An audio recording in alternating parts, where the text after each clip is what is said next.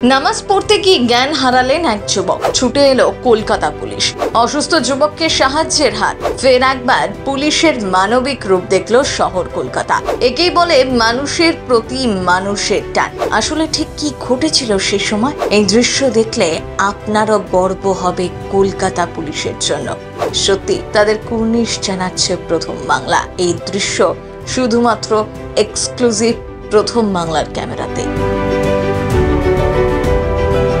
ভারত জুড়ে সোমবার উদযাপিত হয়েছে পবিত্র ঈদ উল ফিতর। প্রতি বছর প্রধান ঈদের জামাত অনুষ্ঠিত হয়ে আসছে কলকাতার ধর্মতলার রেড রোডে। এবারও সেই রেড রোডে আয়োজন করা হয় জামাতে, কিন্তু প্রচন্ড গরমে সেখানেই হয় এক কেলেঙ্কারি। নামাজ পড়তে গিয়ে জ্ঞান হারালেন এক যুবক। এই ঘটনা দেখা মাত্রই তাকে ধরতে এগিয়ে আসেন আশপাশের 4-5 জন। যুবকের রীতিমতো কাঁধে চাপিয়ে এগিয়ে নিয়ে যান পাশেরই এক ব্যক্তি। ঘটনাটি দেখে ছুটে আসে কলকাতা পুলিশ, বাড়িয়ে দেন সাহায্যের হাত। দ্রুত তাকে হাসপাতালে পাঠানো হয়। তৎক্ষণাৎ ব্যবস্থা না নিলে কোনো বড় রকমের দুর্ঘটনা কিন্তু ঘটতেই পারত, কিন্তু পুলিশি সহায়তা তার রক্ষা পাওয়া গিয়েছে। হাসপাতালে নিয়ে গিয়ে চিকিৎসা শুরু হয় ওই যুবকের।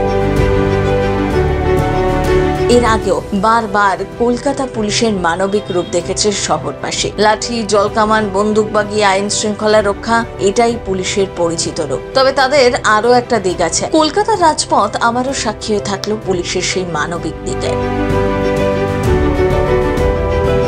অসংখ্য পুলিশ কর্মী আছেন যারা উল্টো পথের পথিক। সমাজ তাদের কুর্নিশ জানায়।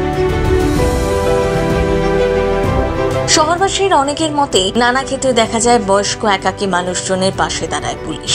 অসুস্থ মানুষকে হাসপাতালে পৌঁছে দেয়। আবার পরীক্ষার্থীদের পরীক্ষার হলে পৌঁছে দেওয়ার দায়িত্ব নিজের কাঁধে তুলে নেয় কলকাতা পুলিশ।